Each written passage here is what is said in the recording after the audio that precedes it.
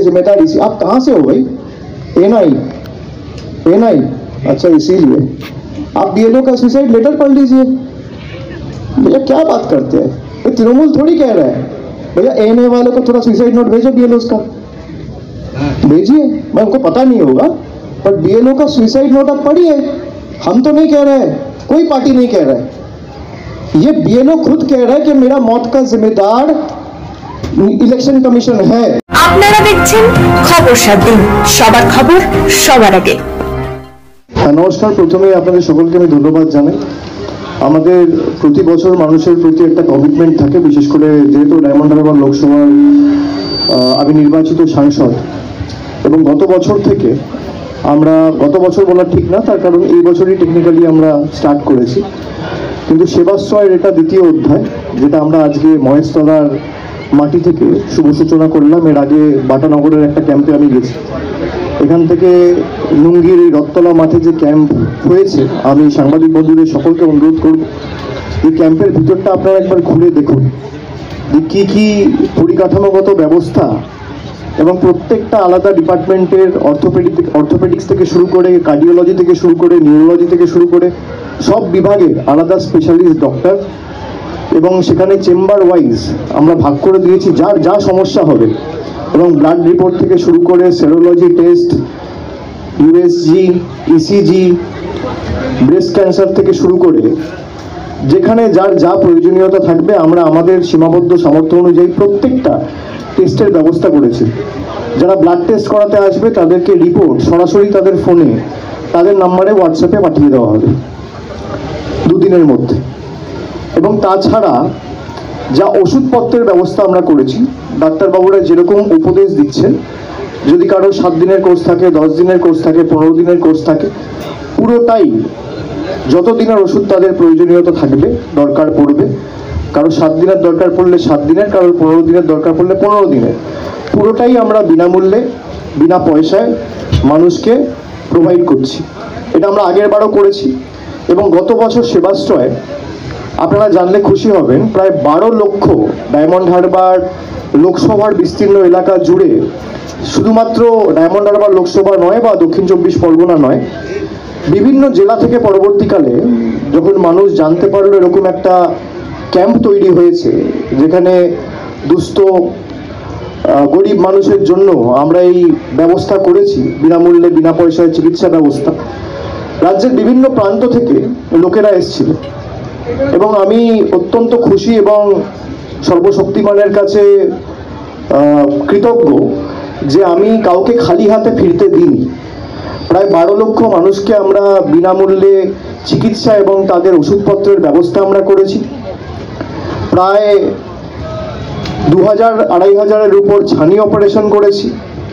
7000-এর কাছাকাছি আলাদা referral case ছিল, যেগুলো বিভিন্ন হাসপাতাল, এসএসকেএম, বাঙ্গুর, এদিকে ডায়মন্ড হারবার মেডিকেল কলেজ, ওদিকে Garden Reach super speciality hospital সহ একাধিক জায়গায় আমরা প্রায় 7000 রেফারেল কেস, এগুলো অত্যন্ত সফলভাবে অ্যাড্রেস করেছি। টাইম টু টাইম যোগাযোগে ছিলাম পরিবারগুলোর সাথে, তাদের যাতে কোনো রকম অসুবিধা না হয়। এবং আপনারা ঘুরে দেখলে বুঝতে পারবেন, এই যে মডেল ক্যাম্প তৈরি হয়েছে, এই মডেল ক্যাম্পটাই অনেকটা একটা রেফারেল সেন্টারের মতো। এবার যেখানে হয়তো মডেল ক্যাম্পের সেই ব্যবস্থাপনা দরকার যেটা একটা পেশেন্টের দরকার রয়েছে, সেটা যদি আমাদের কোনো রকম খামতি থাকে, সেই ক্ষেত্রে আরও যে সুপার স্পেশালিটি হাসপাতালগুলো রয়েছে সেখানে আমরা রেফার করছি। কিন্তু রেফার করে দিয়ে যে কাজ শেষ তা নয়, আমাদের তরফ থেকে, আমাদের সেবাশ্রয়ের তরফ থেকে যারা ডেডিকেটেড ভলেন্টিয়াররা রয়েছে, ডাক্তারদের টিম রয়েছে, তারা সরাসরি পেশেন্ট পার্টির সাথে যোগাযোগে থাকছে, কোনো রকম অসুবিধা হচ্ছে কিনা, ঠিকমতো ডাক্তারবাবুরা ডেকেছে কিনা, এবং তারা যদি তাতে খুশি না হন বা তারা যদি মনে করে যে না, বাড়তি আরও এক ধাপ এগিয়ে আমাদের অন্য হাসপাতালে যেতে হবে, যেমন অনেক নিউরোলজিক্যাল কেস আমাদের কাছে লাস্ট ইয়ার এসেছিলো, যেগুলো আমরা নিম্যান্সেও পাঠিয়েছিলাম, সাউথ ইন্ডিয়াতেও পাঠিয়েছিলাম, বাইরেও যদি প্রয়োজন পড়ে আমরা পাঠিয়েছি। ককলিয়ার ইমপ্ল্যান্টের একাধিক কেস এসেছিলো, এগুলো খুব জটিল কেস। তো যেখান থেকে এসছে আমরা চেষ্টা করেছি, যেমন আলতাফ হোসেন ঘোড়ামি বলে একটা 9 বছরের বাচ্চার হার্টে একটা ফুটো ছিল, আমরা এই বজবজে জিমসে ভর্তি করিয়ে তার অপারেশন করিয়ে একদম তাকে ঠিক করে তার আলাদা 2 মাস থাকার ব্যবস্থা করে এখানে, যাতে কোনো ইনফেকশন পরবর্তীকালে অস্ত্রোপচারের পরে না হয়, তাকে আমরা বাড়ি পাঠিয়েছি। এরকম একাধিক কেস আমরা করেছি। বীরভূম থেকে কেউ এসছে, কেউ উত্তর 24 পরগনা থেকে এসছে, কেউ জলপাইগুড়ি থেকে এসছে, কেউ কুচবিহার থেকে এসছে, কেউ বর্ধমান থেকে এসছে। আমরা খালি হাতে ফেরাইনি।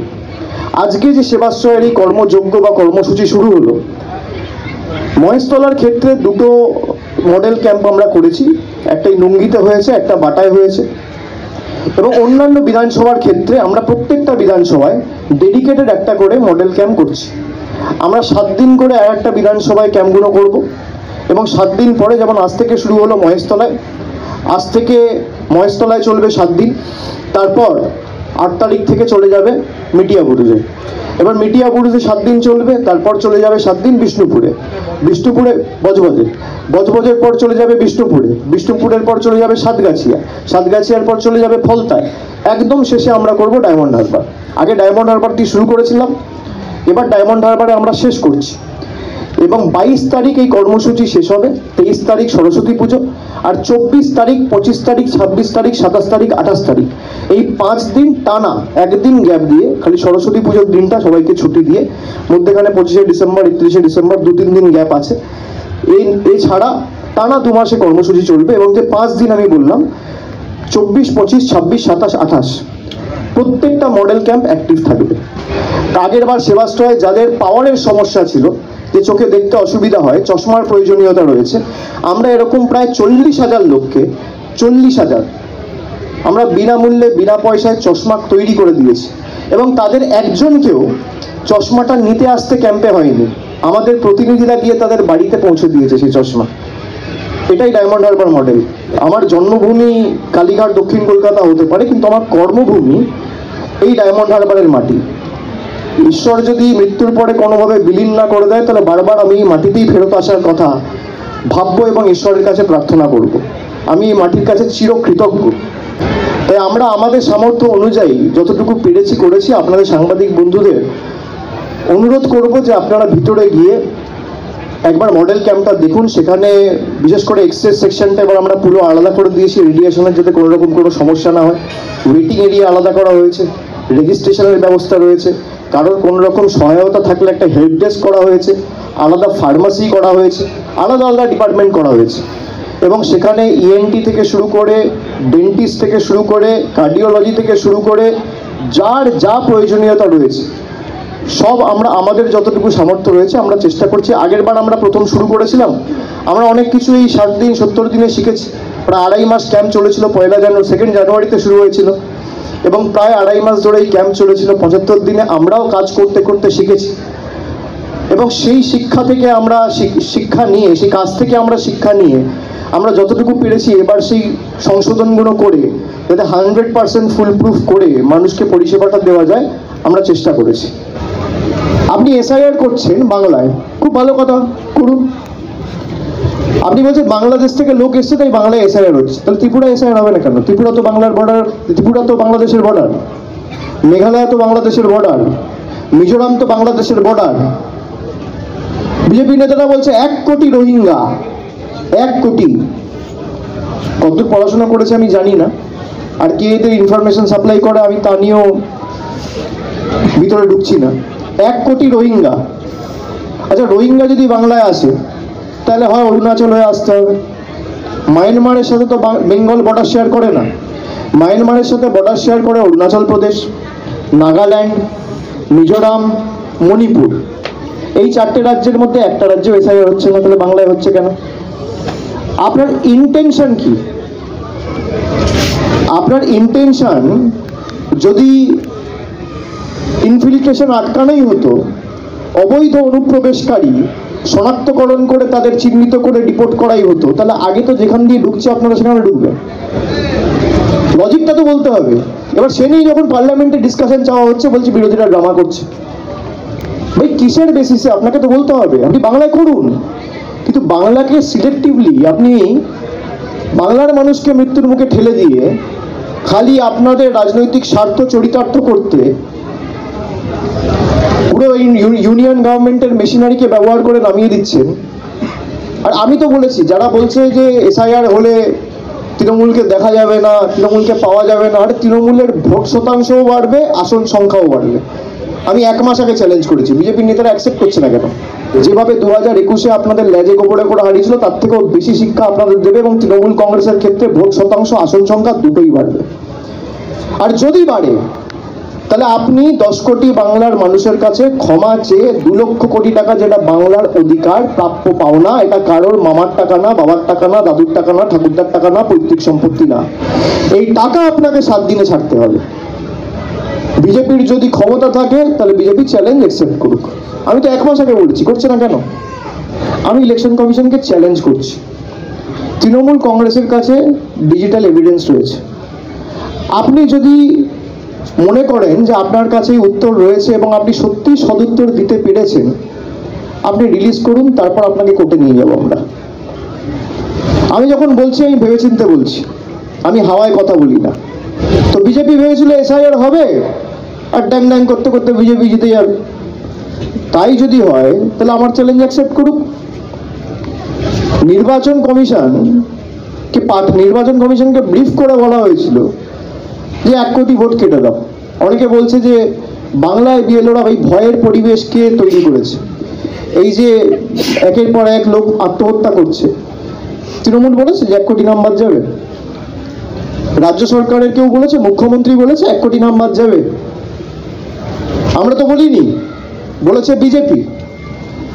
আমার কাছে একটা ভিডিও ক্লিপ আছে, আপনাদের শোনাই। বিজেপি রাজ্য সভাপতি থেকে শুরু করে বিরোধী দলনেতা থেকে শুরু করে এই ভয়ের পরিবেশ যার কারণে মানুষ আত্মহত্যা করছে, এবং 2002-এর ইলেকটোরাল লিস্টে নাম থাকার পরেও একের পর এক আত্মঘাতী হয়েছে। এই ভয়, ভীতি এবং আতঙ্কের পরিবেশ কে তৈরি করেছে? 1 কোটি নাম বাদ যাবে লিখে, 1 কোটি নাম বাদ যাবে লিখে রাখুন, ধারে আগে পরে হতে পারে। পশ্চিমবঙ্গে 1 কোটির বেশি ভোটার তালিকা থেকে নাম কোয়াবে। পশ্চিমবঙ্গে 1 কোটির বেশি ভোটার তালিকা থেকে নাম কোয়াবে। এসআইআর এখনো 2 মাস চলবে, আগে থেকেই ভবিষ্যৎবাণী করে দিল। যারা অবৈধভাবে ভোটার হিসেবে পশ্চিমবঙ্গের মাটিতে আঁকড়ে ধরে বসে আছে তারা কিন্তু বাদ যাবে। যে বিহারে যদি 56 লক্ষ নাম বাদ যায়, এটা বর্ডার স্বাভাবিকভাবে তার থেকে বেশি হওয়া উচিত হিসেবে মতো, এটা লজিক বলে। প্রচুর হিন্দুদেরও ভোট বাদ যাবে। বিহারের ধাঁচে যদি এখানে হয় সার্কুলেশন, তাহলে এদের নাম কি করে রক্ষা করবেন? কমপক্ষে 50 লক্ষ বাস্তুদের নাম বেরোবে। 1 কোটি হতে পারে, 1 কোটি হতে পারে। 1 কোটিরও বেশি নাম বাদ যাওয়া উচিত। এটা কার গলা? এটা তো আমার গলা নয়। এটা এত পারদর্শী, ভবিষ্যৎবাণী করে দিচ্ছে। হাইকোর্ট কবে কি অর্ডার দেবে আগে থেকে বলে দেয়। ইলেকশন কমিশন কত নাম বাদ দেবে আগে থেকে বলে দেয়। কোথায় ইলেকশন কমিশন কবে কি নোটিফিকেশন করবে আগে থেকে বলে দেয়। এবং বিজেপিকে সুবিধা করে দেওয়ার জন্য বিএলএ 2 যারা হয় তারা সাধারণত বুথ থেকে হয়। বিজেপি তো বুথে লোক নেই। ইলেকশন কমিশন আলাদা করে অর্ডার বার করেছে যে বুথ থেকে দরকার নেই, বিধানসভা থেকে করো। তাহলে বিএলএ 2 এর মানে কি? বিএলএ মানে কি? বিএলএ ফুল ফর্ম কি? Booth level agent. আপনি অ্যাসেম্বলি থেকে করছেন, তাহলে অ্যাসেম্বলি লেভেল এজেন্ট বানিয়ে দিন। সেই বুথ থেকেই তো তাকে হতে হবে। বুথ লেভেল এজেন্টের মানে কি?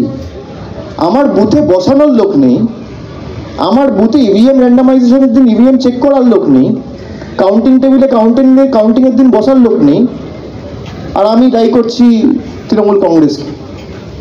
পঞ্চায়েত ভোট তো নির্বাচন কমিশন প্যারামিলিটারি ফোর্স দিয়ে করিয়েছিল হাইকোর্টের অর্ডারে। কি হয়েছিল? পরের বার পুরসভা হবে, আবার কেন্দ্রীয় বাহিনী নিয়ে এসে ভোট করাবে। যত কেন্দ্রীয় বাহিনী দেওয়ার দিন, ভোট তো মানুষ দেবে, কেন্দ্রীয় বাহিনী ধরে দেবে। আপনার ধমকাবেন, চমকাবেন। বাংলার মানুষ বশ্যতা স্বীকার করে না। এই মাটি স্বাধীনতা আন্দোলনের ক্ষেত্রে পথ দেখিয়েছিল, বিপ্লবীদের মাটি। এই মাটি আপনাদের কাছে মাথা মতো করবে না। আপনারা চান মমতা বন্দ্যোপাধ্যায় গিয়ে আপনাদের কাছে মাথা মতো করুক। আমরা মাথা উঁচু করে লড়ার লোক। আপনি টাকা দেননি, কিন্তু 12 লক্ষ মানুষকে তাদের আবাসের টাকা আমাদের রাজ্য সরকার বিনা বা কোনো রকম কোনো বাড়তি কর কারোর উপর না চাপিয়ে 1,20,000 টাকা করে একজনকে দিয়েছে, যেখানে প্রায় 70,000 টাকা করে দেওয়ার কথা কেন্দ্র সরকারের। আমরা বিকল্প অর্থের ব্যবস্থা করে দেবো, চিন্তা করবেন না। আপনাদের দয়া দাক্ষিণ্যে বাংলার মানুষ বেঁচে নেই। মমতা বন্দ্যোপাধ্যায় আবার বলেছে যাদের আবাসের নাম রয়েছে, বাকি রয়েছে, আমরা আবার তাদের কোনো না কোনোভাবে যত দ্রুত সম্ভব তাদেরকেও বাড়ির টাকা ডাইরেক্ট ব্যাংক ট্রান্সফারের মাধ্যমে তাদের কাছে পৌঁছে দেবো। যেটুকু করছে মমতা বন্দ্যোপাধ্যায় সরকার করেছে কোনো রকম সাহায্য, সহায়তা, সহযোগিতা ছাড়া। আমরা মানুষের পাশে রয়েছে, আমাদের ভরসার কেন্দ্রস্থল হচ্ছে মানুষ, আর বিজেপির ভরসার কেন্দ্রস্থল হচ্ছে ইলেকশন কমিশন আর ইডি আর হাইকোর্ট। বিজেপি টিভির পর্দায় রয়েছে, হাইকোর্টে রয়েছে, সমাজ মাধ্যমে রয়েছে, ইলেকশন কমিশনে রয়েছে, আর তৃণমূল কংগ্রেস মাঠে রয়েছে, ময়দানে রয়েছে, মানুষের পাশে রয়েছে। পৃথিবীর সব থেকে খারাপ পার্টি হচ্ছে ভারতীয় জনতা পার্টি। যেদিনকে ক্ষমতা থেকে যাবে সেদিনকে প্রকাশ্যে সামনে আসবে। ওরা প্রতিবার একটা করে ওষুধ নিয়ে আসবে, সেই ওষুধগুলো ওদেরকে খাইয়ে দেবে বাঙালি। আমাদেরকে চেনে না, আমরা অন্য ধাতুতে তৈরি। ওরা ভেবেছিল এনআরসি করে, সিএ করে, টাকা বন্ধ করে, ইডি লাগিয়ে, সিবিআই লাগিয়ে, হাইকোর্ট লাগিয়ে, জুডিশিয়ারি লাগিয়ে, মিডিয়া লাগিয়ে বাংলা দখল করবো। কর, ভোট তো মানুষ দেবে। যে 4টে রেলের প্রকল্প উদ্বোধন করেছে সেটাও মমতা ব্যানার্জি ছিল বলে হয়েছে। মমতা বন্দ্যোপাধ্যায় রেলমন্ত্রী থাকাকালীন এই প্রকল্পগুলো শুরু করে দিয়ে এসেছিল। আপনি আসুন না, সংবাদ মাধ্যমের বিতর্কে আসুন, আমার সাথে কথা বলুন। কবে স্যাংশন হয়েছিল এগুলো? সব 2009-2010 সালের প্রজেক্ট। আজ মমতা ব্যানার্জি না থাকলে এই কলকাতায় মেট্রো হতো? মমতা বন্দ্যোপাধ্যায় না থাকলে রেলের কারখানা হতো? বিজেপির যদি এতই উদার, তাহলে গরিব মানুষের 100 দিনের টাকা হাইকোর্টের অর্ডারের পরেও আপনারা ছাড়ছেন না কেন? এই একটা প্রশ্ন একটু উত্তর দিয়ে দিই বিজেপি। ইলেকশন কমিশনকে আমি অনুরোধ করব দলের জেনারেল সেক্রেটারি হিসেবে, যে বাংলার 2 লক্ষ কোটি টাকা রাজ্য সরকারের পাওনা রয়েছে, আপনারা একটা চিঠি লিখুন যে কেন্দ্র কোন আইনের কি ক্লজের নিরিখে এই 2 লক্ষ কোটি টাকা আটকে রেখেছে। এর মধ্যে যদি 50% টাকা, আমি 100% বলছি না, 50% টাকা অর্থাৎ 2 লক্ষ কোটি টাকা আজকে প্রাপ্য, 1 লক্ষ কোটি টাকা যদি কেন্দ্র সরকার ছাড়ে, যেখানে ইলেকশন কমিশন অর্ডার করে বিএলওদের পারিশ্রমিক করেছে 12,000, তৃণমূল কংগ্রেস, তৃণমূলের সরকার 60,000 টাকা দেবে। টাকাটা তো আটকে রেখেছে কেন্দ্র। আপনি কেন্দ্র সরকারকে লিখুন না। আরে গরিব মানুষের আপনি 5,000, 7,000, 100 দিনের টাকা দিচ্ছেন না, আপনি বলছেন বিএলওদের পারিশ্রমিক। এই টাকা যদি কেউ আটকে রাখে সে তো কেন্দ্র সরকার।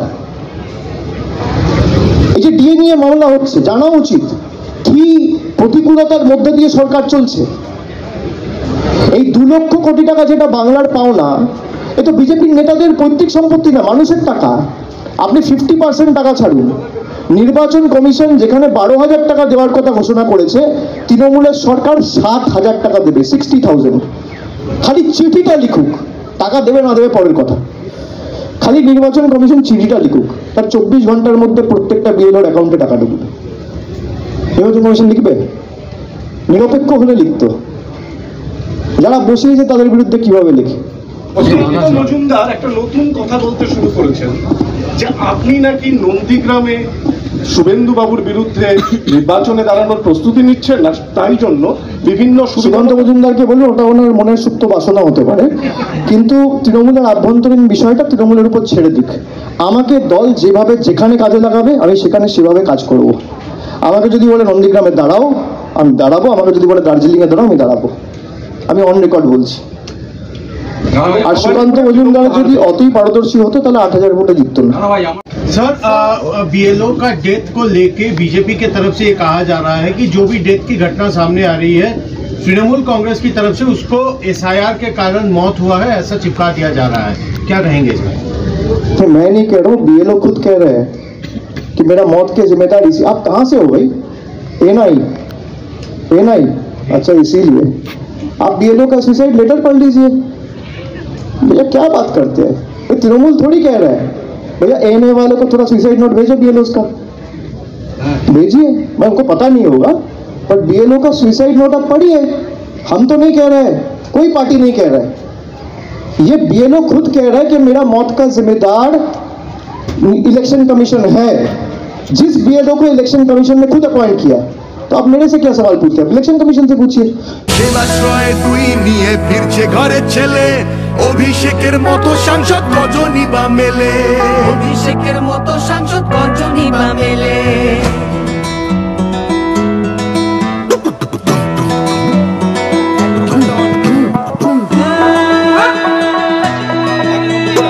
অভিষেকের সেবাশ্রয় ভরসা সবার, সকলের সেবাশ্রয় আমাদের অঙ্গীকার। অভিষেকের সেবাশ্রয়